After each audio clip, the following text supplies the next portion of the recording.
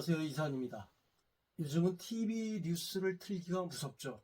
인터넷에서 뉴스 보기가 겁이 납니다. 전 세계가 지진으로 몸살을 앓고 있죠. 화산이 여기저기서 터지고 있고요. 정치적으로도 세계 각국이 양기충천한, 그죠? 양기탱천한 강성 지도자들이 포진하고 있어요. 서로 대립관계가 심화되고 있고 언제 터질지도 모르는 그런 아슬아슬한 대립관계가 유지되고 있다. 그래서 오늘은 매화역수, 제 저서인 매화역수, 거기 그 296쪽에 나오는 내용을 가지고 한번 말씀을 나눠보겠습니다. 제목이 일본 침몰 가능성에 대한 점사라고 해서 2019년 11월 30일 날 주요 점을 봤던 내용입니다. 당시 점계로는 화택규계 사요동이 나왔습니다. 화택규계 사요동. 이 화택규계 사요동을 가지고 한번 말씀을 나눠보는 시간을 갖도록 하겠습니다. 그 화택규계를 매화역수, 채용생극 수리 비결이라는 매화역수를 한번 먼저 분석을 해보겠습니다. 화택규계 그 상계의 화는 해를 상징하죠. 해는 한문으로 날일자가 되고요. 이 부분은 일본을 상징한다고 볼 수 있습니다. 왜냐하면 일본 침몰 가능성에 대해서 본 거기 때문에 화택규계의 이 화는 불을 뜻하고 해를 뜻하고 그래서 한문으로는 날일자가 되는데 이것은 일본이죠. 그리고 하계의 택은 연못을 상징하는데 이거를 크게 확장하면 바다가 됩니다. 그래서 바다 위에 있는 일본이죠. 바다 위에 있는 일본을 상징한다. 이렇게 보실 수 있습니다. 그리고 오행생극을 보게 되면 이 화가 하계인 택을 극하고 있죠. 화극금으로 극하고 있습니다. 그리고 이게 사요동이기 때문에 상계가 용이 되고 하계가 체가 됩니다. 동요가 있는 곳이 용이고 무동요, 동요가 없는 곳이 체가 돼요. 그러면 이 체가 일본이 되는 거고요. 일본이 되는 거고 이 화가 일본이라는 그 나라 자체가 되는 거고 이 해가 화극금 하니까 결국은 불이 일본, 금인 일본을 극하고 있다. 이렇게 볼 수 있다. 그러니까 이 괴 자체로는 흉이라고 볼 수 있죠. 흉. 불이 금을 극하고 있어요. 즉 해가 지금 그 바다로 상징되는 일본을 극하고 있다. 작용력을 보게 되면 상계인 이 화계가 플러스 3이고요. 하계인 이 택계가 마이너스 1입니다. 그래서 작용력은 마이너스 4가 되고 균형력은 플러스 2가 된다. 이 얘기는 뭐냐면 작용력이 마이너스 4라는 것은 이미 작용을 완료했다는 얘기예요. 상호작용이 있어야 여러 가지 그 변화가 일어나는데 이미 작용이 마무리되고 있고 그 다음에 균형력은 플러스 2. 그래서 이것을 인역오행도 그거로 보게 되면 금에 위치하게 된다. 금, 목화 토금수 할 때 이 금의 자리 가을이라고 하는 금의 자리에 위치하게 된다. 이것을 세밀하게 보게 되면 입추쯤 됩니다. 입추쯤에 해당하는 시기에 그 화택규계가 위치하고 있다. 이렇게 보시면 돼요. 그리고 이것을 지구를 상징하는 문학력 오행도를 보게 돼도 역시 시기적으로 입추에 해당되는 위치에 화택규계가 있다. 이렇게 분석할 수 있어요. 그래서 일단 화택규계에서 이 불로 상징되는 그죠? 일본을 상징하는데 이 불로 상징되는 이 해가 이 화계가 태계를 극하고 있다. 이렇게 보면 되고 불로서 극을 받는 거죠. 그리고 이 사요가 동하게 되면 그 사요가 양요죠. 이 양요가 음효로 변하게 됩니다. 그러면 산괴가 되죠. 산을 뜻하는 간괴가 된다. 그래서 이때는 그 상계인 간토, 이 토가 체계인 태를 생해주게 된다. 토생금. 자, 이 얘기는 뭐냐면 일단 그 지진이 일어날 거냐 안 일어날 거냐, 침몰할 가능성이 있느냐 없느냐, 이 경우를 가지고 본 거기 때문에 화급금 하니까 결국 일본은 불로써 어떤 해를 입게 될 거다. 불로써 해를 입게 될 거다. 그 불이 뭐냐? 결국 날일자로 해당되는 일본이죠. 그죠? 그리고 중간 가정을 보게 되면 이 중간 가정이라고 하는 것은 호계입니다. 호계. 호계를 보게 되면 수화기제가 나온다. 수화기제. 자, 수화기제는 뭐냐면 이미 이루었다라는 뜻이에요. 이미 이루었다. 즉, 그 괴사를 보게 되면 기제, 형소, 이정, 촉일종난, 촉일종난입니다. 즉, 기제, 이미 이루어졌다. 이미 이루어졌으니 형소, 형통함이 작아진다. 형통함이 작아진다. 그래서 어떻게 해야 돼? 바르게 해야 길하다. 바르지 않으면 길하지 않다는 얘기입니다. 촉일종난. 처음에는 길하지만 그저 기제. 그 이루기 전에 그 이루어짐을 향해서 나갈 때는 굉장히 길하지만 끝내는 어지러우리라. 이게 뭐냐면 기제라고 하는 것은 이미 이루어졌어요. 즉 보름달로 상징될 수가 있어요. 그런데 보름달이라고 하는 것은 꽉 찬 원이거든. 원이 꽉 찼다라고 하는 것은 곧 한쪽이 어그러지기 시작할 거다라는 걸 예측할 수가 있어요. 그래서 형통함이 작아진다는 거예요. 형통한데 형통함이 작아진다. 그죠? 보름달은 작아지는 것 외에는 다른 방법이 없어요. 물극필반. 사물의 이치가 극에 달하면 반드시 변한다라는 거죠. 그 이치입니다. 자, 중간 과정. 즉 일본은 지금 사실은 전 세계에서 굉장히 강성한 국가잖아요. 사실은. 그죠? 그 기운이 이제 극에 달해서 변할 때가 됐다. 즉 어지러울 때가 됐다라는 얘기입니다. 형통함이 작아지기 시작한다. 자, 결과는 어떻게 될까요? 산택손이 되죠. 즉 이화계의 사효, 아래효가 효변하면 그 산으로 상징되는 간계가 된다. 그죠? 자, 일본이 뭐로 남아요? 산이요, 산. 산이라고 하는 것은 뭐냐면 하늘 아래 작은 매입니다. 하늘이라는 공간에서 일정한 위치를 차지하고 있는 거예요.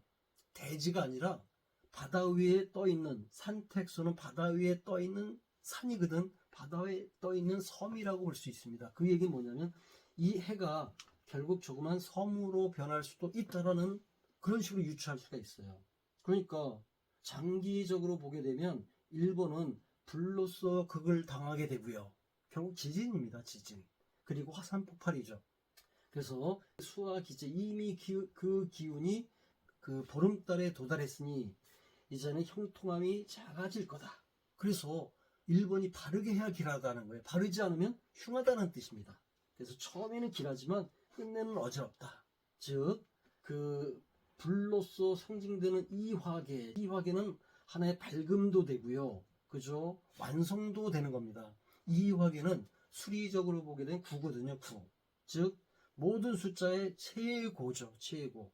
그래서 이화계로 상징된 일본은 모든 영광을 누렸으니 이미 그 기운이 다했으니 결국은 변해서 바다 위에 떠있는 섬이 될 거다라는 얘기로 그런 거로 유추할 수가 있습니다. 자, 그죠? 그런데 토생금이다. 토생금. 즉 나를 생해주고 있잖아요. 일본을. 이 토가. 즉 완전히 사라지기보다는 섬으로서 하나의 국가라기보다는 하나의 섬이라는 그 단이 작아지는 거죠. 그거로서 생존을 하니까 그래도 길하다라고 말하고 있는 겁니다. 이 부분을 효사를 가지고 한번 얘기를 해보겠습니다. 효사. 주역 원리강의 학원에 나오죠. 학원에 나옵니다. 38번째 화택규가 되겠죠. 자, 구사. 그죠? 네 번째 효가 변했으니 구사라고 합니다. 규고, 어긋날 규, 그 다음에 홀로, 고독할 고자입니다. 어긋나 홀로 외롭다. 우원부, 원부를 만나 교류하면 위태로우나 무탈하리라. 규고, 우원부, 교부, 려무구. 어긋나 홀로 외롭도다. 원부를 만나 믿음으로 교류해야만 위태롭지만 무탈하다라고 하는 겁니다. 여기서 원부라는 것은 제가 보기에는 우리나라를 상징한다. 일본의 원부, 그 의지해야 할 아버지죠. 우리나라를 상징한다. 원부를 만나야 된다. 믿음으로 교류해야 된다. 지금 현재 일본이 우리나라에게 하는 걸 보면 믿음으로 교류하는 건 아니죠. 본인들이 땅 자체가 지반이 불안정하니까 항상 대륙 진출 근성을 가지고 있어요. 생존을 위한 본능이죠. 대륙 진출. 일본 땅을 벗어나서 대륙으로 가려는, 그래서 그 대륙으로 가려면 결국 우리나라를 밟아야 되잖아. 그죠? 그래서 임진왜란 때도 명나라를 치러 간다는 명목을 내세워가지고 우리나라를 침범했잖아요. 임진왜란 때. 또 일제 36년 그 기간도 마찬가지예요. 결국 우리나라를 점령했잖아요. 지금은 또 우리나라에 들어오기 위한 어떤 변명거리, 그게 뭡니까? 독도죠. 독도는 자기네 땅이라고 우겨요. 그렇게 함으로써 분쟁적으로 계속 끌고 가다가 여차하면 그걸 핑계 삼아서 다시 우리나라에 들어올 수 있다라는 얘기죠. 그 당시에 그랬죠. 일본이 패망하면서 100년 안에 다시 들어갈 거다라고 호언장담을 했다고 합니다. 자, 이걸 한번 제가 그 주역 원리 강해에 쓴 글을 그대로 한번 읽어보겠습니다. 구사는, 네 번째 효는 하계의 양이, 하계를 벗어나서 상계로 건너온 자로서 처음으로 어긋난 자다. 음의 자리에 양으로 와서 자리가 바르지 않고 그 험함에 빠져 외롭게 처했다. 이 험함이라는 것은 외호계를 상징합니다. 외호계가 감수자리거든요. 그 감수자리에 사유가 들어가 있어요. 이 감수는 험함이거든. 자, 그래서 처음으로 어긋나서 그 험함 속에 빠져 있어서 규고, 홀로 외롭다라고 말을 한 겁니다. 어긋나서 외롭다. 그 규의 때, 어긋남의 때를 당하여 자리가 부당하다. 그래서 거함이 편안하지 않고 또한 응이 없어서, 서로 응하는 것이 없어서 두 음 사이에, 그죠? 감수계는 두 개의 음 사이잖아. 음 사이에 처해 있으니 어긋나 홀로 외롭게 처해 있는 거다. 자, 그러나 어긋났으나 결코 완전한 결별이 아니라 다시 합하여 서로 이롭게 하려는 작용하려 함이니 자신의 원래 자리인 원부를 만나 믿음으로 교류하여야 한다. 자, 자신의 원부, 여기서는 보게 되면 위치적으로 우리나라가 원부가 됩니다. 믿음으로 교류해야 된대요. 독도는 자기네 땅이 아니고 대한민국 땅이다라고 인정을 하면 우리가 일본을 나쁘게 볼 일이 없잖아요. 근데 일본이 끝끝내 독도를 자기네 땅이라고 우긴다는 것은 결국은 그걸 빌미로 삼아서 트집을 잡아서 여차하면, 뭐가 어긋나면 바로 들어올 것다. 우리나라에 들어와서 다시 침범하겠다라는 뜻을 가지고 있으니 믿음이 아니죠. 그거는 우리가 걔들을 믿을 수가 없잖아. 서로 응이 없어 위태롭긴 하지만 규를 해소하고자 하는, 교부하는 그 뜻은 허물이 없다. 교부, 믿음으로 교류하고자 하면 그 뜻은 허물이 없어요. 이 네 번째 구사효가 동하면 6개 효가 모두 응하게 된다. 다 응하게 돼요. 그래서 교부의 뜻을 행하게 돼. 자, 소상전에서는 공자님이 풀이한 겁니다. 교부 무구함은 뜻을 행하기 때문이다. 이렇게 되면 우리가 일본을 신뢰할 수는 있다. 그러나 이게 동하면서 산택손이 되죠. 우리는 지금 일본이 절대 믿음으로써 우리를 교류할 거다 이렇게 볼 수는 없고요. 이 구사가 동하면, 즉 그 영광을 뜻하는, 밝음을 뜻하는, 광명을 뜻하는 그 이화계의 아래효, 초효가 변하게 되면 그침을 의미하는, 즉 산을 상징하는 간계가 되잖아. 그죠? 간계는 바다 위에 있는 산은 결국 뭡니까? 섬이죠, 섬. 일본의 그 영광스러움, 이화계로 상징되는 그 영광이 조그만 섬으로 몰락하게 될 거다. 이렇게 볼 수 있습니다. 자, 이걸 제가 이 위에 지금 읽은 내용은 그 주역 원리 강해에 있는 그 구사효를 풀이한 그 있는 그대로 내용입니다. 이거는 그 지진에 대해서 본 게 아니거든요. 그냥 단순히 구사효를 풀이한 겁니다. 그러면 저는 이것을 어떻게 풀이했는가? 자, 구사는 하계 양이 하계를 벗어나서 상계로 건너온 자로서 처음으로 어긋난 자리다. 음의 자리에 양으로 와서 자리가 바르지 않고 험함에 빠져 외롭게 처해 있다. 자, 구사가 동해서 효변하면 산택손계가 되니 바다 위에 택으로 상징되는 바다 위에 솟아오른 산, 간계, 그래서 산의 상이다. 해가 산으로 변했으니, 이 화계가 간산으로 변했으니 해가 바다로 떨어진 지진으로 홀로 떨어져 나가 외로운 모습, 국가로서의 존재 의미가 없어지리라. 이렇게 풀이했습니다. 살고자 한다면 원부를 만나 교류하라고 했죠. 일본의 원부람은 한국을 말하는 거고요. 한국의 도움을 청하라는 의미가 들어가 있습니다. 구사는 응해주는 자가 없으니 구사는 응이 없어요. 구사가 응하는 것은 초구입니다. 초구 원부죠. 그런데 구사도 양이요 초구도 양입니다. 그러니까 응이 없어요. 살고자 한다 원부에게 도움을 청하는 수밖에 없다. 그래야 무탈하리니 선택의 여지가 없는 거다. 자, 이 화계는 해를 뜻한다. 일본을 상징하는 일장기상이죠. 상하계를 채용 관계로 보게 되면 동요가 있는 상계화가 용이 되고요. 무동요인 하계인 금이 채가 되죠. 오행생극 관계로 보게 되면 용이 채를 극하는 상으로서 화극금, 불이 금을 극하니 불로서 해를 당하리라 라는 그런 의미가 여기에 들어가 있다. 2019년 11월 30일 일본 침몰 가능성에 대한 점사고요. 화택규가 나왔고 이 화택규 구사효가 효변하면 삼택송계가 된다. 이런 것을 가지고 설명을 했습니다. 자, 때가 어느 때가 될까요? 때가 아까 설명했던 그 오행도에 보게 되면 가을 금의 자리에 있었다 그랬죠. 이 화택규계가 금의 자리에 입추 자리라고 했습니다. 시기적으로 보게 되면 이 화계는 그 지지로 보게 되면 4,5거든요. 4와 5의 자리예요. 그러니까 4년이나 5년, 그죠? 을사년, 병오년 이런 식으로 시기적으로 보게 되면 을사년이나 병오년이 될 것 같고요. 좀 더 불의 기운이 강한 것이 병오년이죠.